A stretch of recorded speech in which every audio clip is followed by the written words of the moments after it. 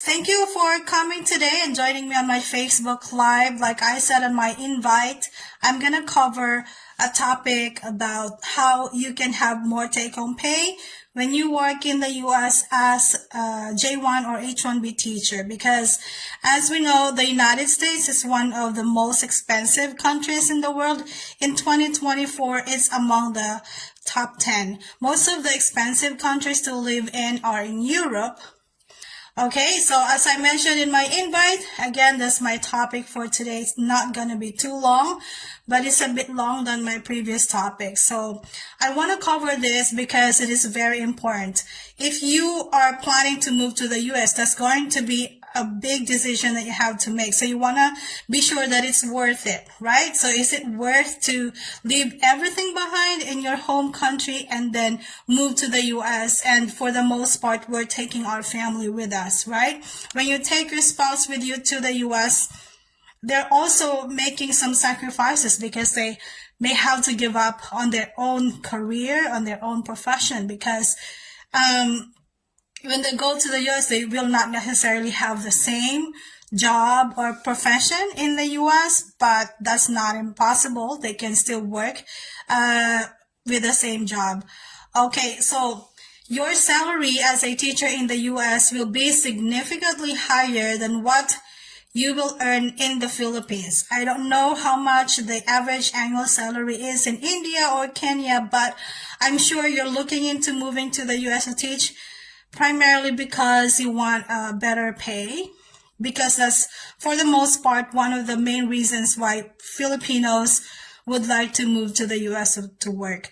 So for the 2023-2024 school year, the national average teacher salary in the US is $70,464.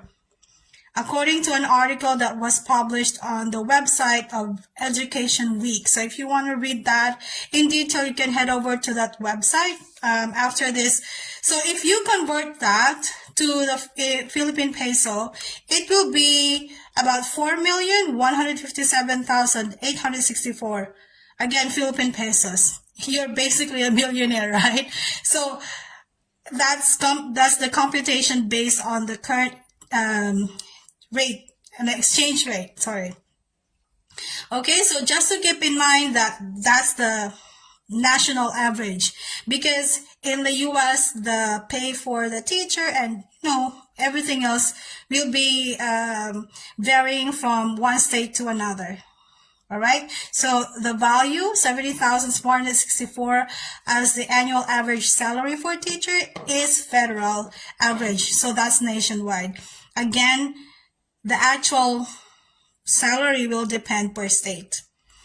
So in comparison, the average annual teacher salary in the Philippines is around 5,440 US dollars. In peso, that's 321,000 pesos a year. That's the average in the Philippines. Compare that to the average salary in the United States, right? So again, the figures that I gave you are annual and average. Okay, so of course, a higher salary isn't the only reason to consider teaching in the United States, but it's definitely a big factor for many of us, including me. I'll be honest with you. I recently posted a video discussing why you might want to consider moving to the US to teach or to other countries. And one of the reasons is higher pay. But again, like I said, if you want to see the details about why you should consider teaching overseas, you can watch that video on my YouTube channel. Now, as a J1 or H1B teacher in public schools in the US, your salary will match that of local teachers. So it doesn't matter if you are a foreigner, you're only working there on a visa. For teachers, you will be paid the same salary as the locals, granting you have the same degree and credentials. So they're not gonna discriminate based off your nationality, okay? All right, so the monthly salary isn't everything you should focus on. I know you know that. What really matters is your take-home pay, right? So what's your net salary looking like? Your net salary or monthly pay will be influenced by the federal deductions like federal income tax and more. There will be also state deductions, including income tax and others. It also will be influenced by additional deductions such as union fees if you belong to one. You're not required to join any unions, but you're also not, it's also not against any rule to join union. But when I was in the United States, I never joined the unions. I never had to pay the monthly dues. But that's not a lot. It's actually in a district where I worked, I think at that time. That's 2017 to 2022 when I was there. I think my friends who were also EPI teachers on J1, they were paying about $30 monthly. So I wasn't a member of any union. You're not required to join. It's also not against any rule if you want to join. Anyway, so those things will affect your monthly pay, right? Those are the basic deductions that you will see on your pay stub.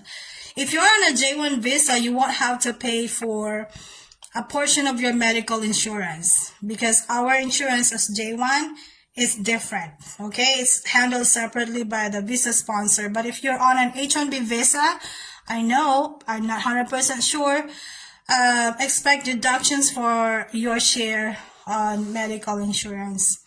Okay, so your monthly take-home pay will go towards several key expenses, right? So after the deductions, you will have your net, and the net will be distributed among these expenses. So you have to consider this. Number one, obviously, is the rent, which will be the biggest chunk taken from your net pay. Yeah, utilities like electricity, water, internet, your phone bill. Next, you have groceries and then transportation costs. So that includes gas, right? Insurance for you and your J2 or H4 visa holders.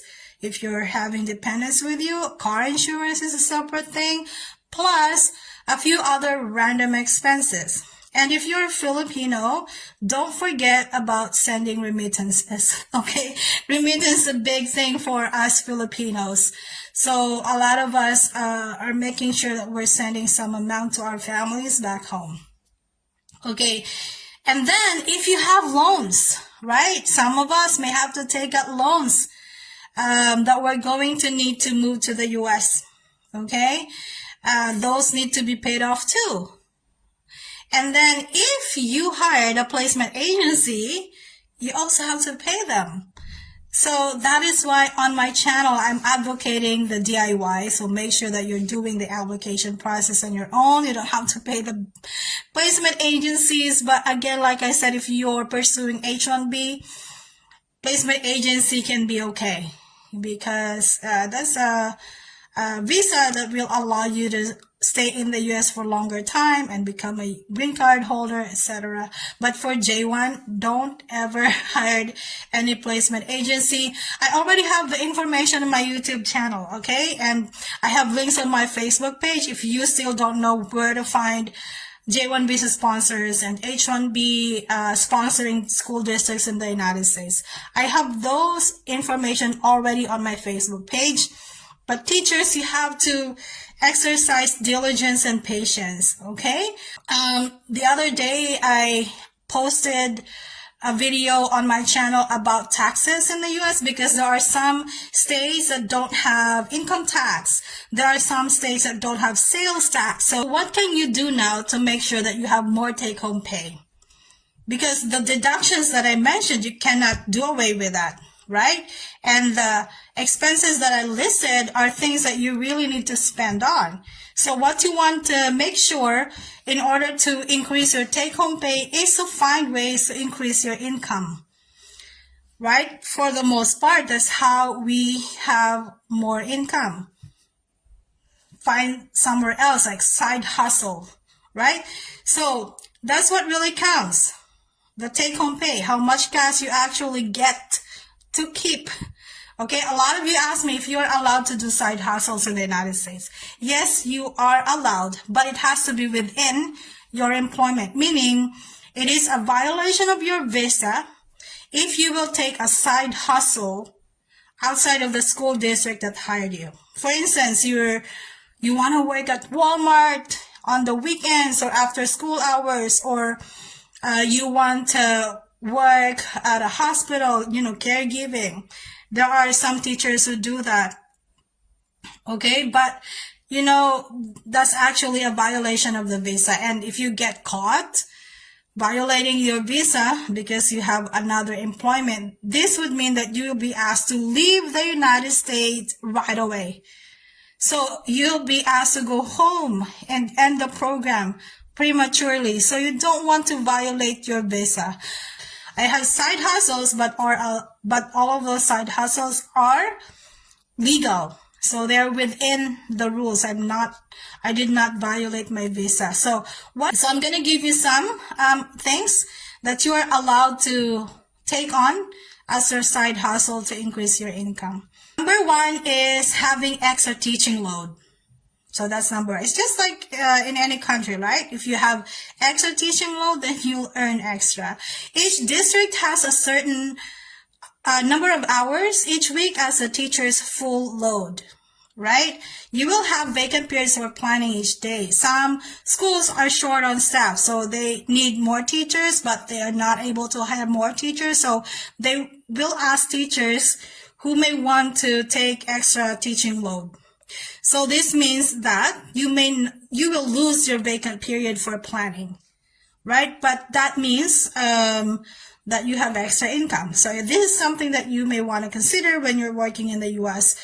And for every extra teaching load, obviously you will be paid extra for it. This will be computed based on your basic pay, right? So the second way to have an additional income is to sign up for tutoring. Okay, schools have funds for tutoring. You will be paid per hour. So I told myself, if I was younger, so I have more energy, right? And I have more patience, I would have signed up for all this extra things like side hustles, tutoring, extra load. Because also on my second year, after a year, I got pregnant. So of course, I'm pregnant. It will not be comfortable and not safe for me to take on extra teaching load and do tutoring. So I would normally just, go home right away after my last period. So yeah, so if you're a young teacher, you have all the energy and you're someone who's really patient in doing these things, yeah, you can sign up for tutoring and you will be paid by the hour. So for instance, at my previous school, they had tutoring, say every Tuesday and Thursday for 2 hours. So you sign up as the tutor, right? Even if the students did not come, most of them would not come, you are still paid because you were there. It's not your fault that the students did not attend the tutoring, but you will be paid by the hour if you sign up for tutoring. So that's one thing you can consider. The third way is to sign up for spring camps. Many districts offer spring camp for different subject areas. So it's district-wide. So any school within the district, any teachers from any of the schools within the district can sign up. So it doesn't have to be from your school only. Like for instance, when I was in the US, I signed up to teach spring camp. Remember, I was teaching in Orlando, Jones High School. That's the name of my school. And that was in Orange County Public Schools. So I was a grade 11 and 12 teacher for math and physics. And then before the spring started, like a month before, the district sent an email to everybody that they're going to hold spring camp in different schools and in different grade levels. So spring camp for, say, science, math, English, in middle school, in grade school, in this school, blah, blah, blah. So it's open for everybody. So anyone who wants to join, you can send in your intent that you want to teach, say, the math camp for middle school. So I did that. So spring camp, since, I said, if it's spring break, so you don't have a class, right? And the camp would usually be on the weekends only. So I have time for it. And you'll be paid by the hour. So usually a spring camp will be half day. And so that will be 4 hours, but you're not teaching for the whole 4 hours. You will be given time to prepare. So that's a good way to earn extra. So make sure if there are emails like that inviting you to sign up for teaching during camps, then you can totally consider signing up. Okay? So the fourth one is to sign up for summer classes. I don't know if you're aware, but in the US, your contract, you will be teaching for 10 months only. So 2 months is summer break. So a lot of Filipinos would go back to the Philippines, have vacation. But many teachers would also opt to stay in the US. For example, I never took any vacation back to the Philippines during summer when I was in the US. I was just staying in Florida. I took that time to rest, to also tour with my family, because again, on my third year, 2019, I gave birth, right? So I'm a new mom. So, but towards the last 2 years of my stay in the US, I was teaching summer classes. So I was teaching physics summer classes, and the salary for summer class is the same salary as your regular school year. Okay? So summer classes the spring camps, by the way, spring camps or winter break camps, you don't grade students there. You just teach them, because usually the reason why they're doing this camp would be to like a supplement, if they have, identify students who need extra time, then that's what the spring camp is for. But summer usually will be for the students who fail their classes, so they need to make up, so they attend summer classes. That's why the pay for summer classes like your usual school year pay. Okay. And sometimes, in order to attract more teachers to sign up for summer classes, they may offer higher pay than your usual, right? So number 5 is to sign up for bus duties. Okay, bus duties means you will help the students go to the bus, something like that, so they're organized, blah, blah, blah. You're also paid here. Usually this bus duties for the lower grade levels, because for the most part, high school students, like grade 11, 12, they don't really need assistance on, getting into the bus. So this one is mostly for the middle schoolers, grade schoolers. Number 6 is participate in paid professional development, or PDs. In the US, if you attend PDs that are outside of the school hours, you are paid by the hour. So, but not all PDs are paid, because some PDs are given during the school hour. If that's given during the school hour, then you don't attend your classes, right? Because you are attending the PD. You're not paid there because that's within your contracted hour. But if the professional development opportunities like training, seminar, workshop is done after school hours, say within the week after school hour, you're paid. If it's during the weekend, you're also paid by the hour. If the seminar is 5 hours, then you have 5 hours extra pay. The amount of pay is varying per school district, per state. Okay, there was one time, the PD was $35 an hour. At times it's $22 an hour. So, every summer there are lots of PDs you can sign up, for and attend that. So they're usually sending the links to these PDs ahead of time, so you can enroll.